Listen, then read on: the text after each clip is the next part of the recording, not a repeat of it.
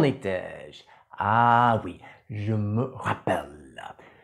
Mais est-ce que nos transports sont là pour continuer cette magnifique chevauchée? Super. Donc, en selle, camarades, on redémarre.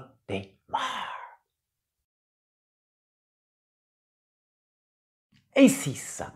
Grâce à une analyse concrète de toutes ces sources d'informations, quelles sont concrètement les solutions potentielles? Donc, je suis en train de me faire toute une liste, mais c'est sûr que je n'ai pas d'autre choix. Pour ma vie professionnelle, j'ai absolument besoin d'une voiture pour aller voir certains de mes clients.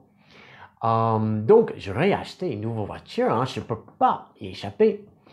Après, j'aurais effectivement analysé les infos, à faire une liste, à parler à mes connaissances et en très peu de temps, prendre des décisions rapides et efficaces, car plus ce processus prend du temps, plus longtemps je vais payer la voiture de location.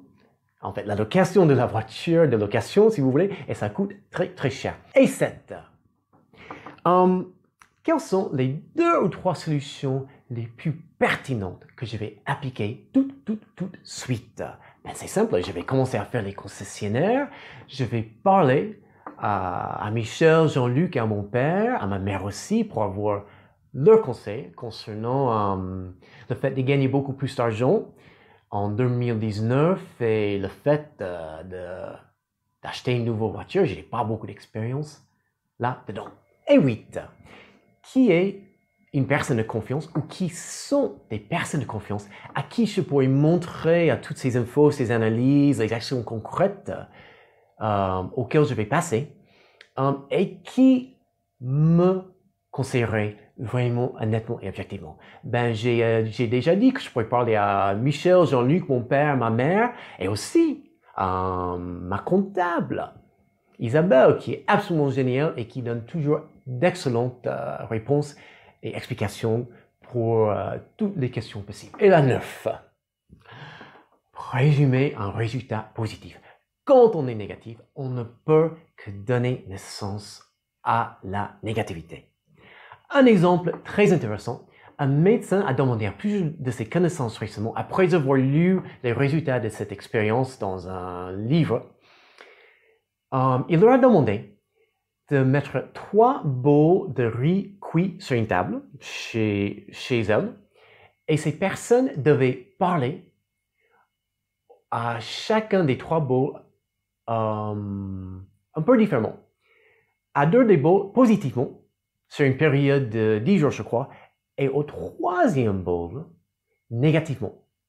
Et ces personnes ont analysé après et ont envoyé le résultat au médecin. Parce qu'il était un peu sceptique après avoir lu dans un livre les résultats de cette expérience. Mais finalement, c'est quelque chose d'absolument dingue, vous pouvez croire ce que vous voulez. Mais le bol auquel on a parlé négativement, le riz dedans progressait bien plus que le riz dans les autres bols. Donc, pour les objets inanimés comme le riz cuit et pour nous-mêmes, tout ce qui est négatif ne peut qu'attirer, ne peut que causer encore plus de négativité. Tandis que quand vous êtes positif, moi, et j'en ai fait l'expérience plein de fois et plein de personnes que j'ai étudiées, que je connais, on fait la même expérience. Quand vous êtes positif, le cerveau, le cœur et les tripes cherchent des solutions positives, cherchent des sorties positives des situations même les plus difficiles. Donc, la positivité attire la positivité, la négativité que la négativité. Donc, résumer un résultat positif. Et la 10, la fin de notre liste. Faites comme les Chinois. Et voyez, comme j'ai déjà dit tout à l'heure, ce problème, ce défi, cette difficulté, cette crise, comme une excellente opportunité. Il y a toujours quelque chose à prendre du passé qu'on peut appliquer dans le présent pour continuellement façonner un meilleur avenir. Après tout, la vie nous envoie plein de cadeaux tous les jours, mais qui sont le plus souvent emballés dans des problèmes. Et vous voyez, c'est quand même un processus, c'est 10 étapes, très simple. Je n'ai pas dit facile.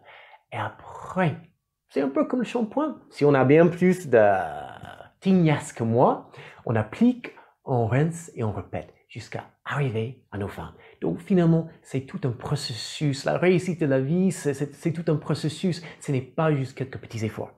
Ce sont des habitudes qu'on doit prendre et développer comme l'âme. Et vous vous dites peut-être que c'est trop difficile, vous n'avez pas vraiment l'habitude d'appliquer des méthodes concrètes à travers des processus et des étapes. Mais la vraie question, elle n'est pas là. Elle est plutôt, si vous ne faites rien pour continuellement changer, progresser et évoluer, la vie actuelle que vous avez sera toujours la même. En serez-vous content? Si vous êtes comme la vaste majorité des personnes, la réponse est évidemment non. Donc, vous aurez à vous servir de certains outils. Par exemple, aujourd'hui, on va prendre une masse et un ciseau et on va faire comme ça, un peu partout sur nous, mais métaphoriquement parlons, pour enlever toutes ces couches de négativité qui nous empêchent d'avoir une vie avec beaucoup de sens pour nous et nos proches et avec le vrai impact qu'on va avoir. Peut-être même, comme beaucoup de mes collègues, jusqu'à peut-être même influencer des millions de personnes partout sur la planète. Donc, il faut constamment faire du ménage dans votre vie. La remise en question bien ciblée, c'est tout simplement utiliser bien et efficacement le temps qui va inexorablement s'écouler. Donc, pourquoi ne pas le remplir d'une vie où on voit chaque difficulté bien plus comme une opportunité que comme un frein, comme une impossibilité. Et je vois que le temps passe très vite. Et étant donné que j'ai plein de choses de plus à dire sur ces sujets, je vais finalement faire plusieurs vidéos. Et maintenant, on va conclure donc cette partie. Donc, j'espère que tout ce qu'on a partagé vous aidera à beaucoup mieux gérer tous les moments où vous n'avez plus l'impression de changer, progresser et surtout évoluer, car vous avez de gros soucis qui pèsent sur vous. Et merci bien d'être venu aujourd'hui. Juste une petite question à laquelle je vous demande de répondre dans les commentaires. Quel est un souci que vous avez eu à gérer et qu'avez-vous fait? Juste en 2-3 lignes. Après, si ces infos vous seront de la moindre façon utiles, je vous demande de vous abonner. Cliquez sur le pouce, laissez des commentaires et surtout partagez cette vidéo avec un maximum de personnes. Donc c'est la matinée maintenant, très tôt un samedi matin à 8 heures. Je vous souhaite une fabuleuse matinée et pourquoi pas la meilleure de votre vie. À très bientôt pour la suite. See you soon. Ciao, ciao, ciao.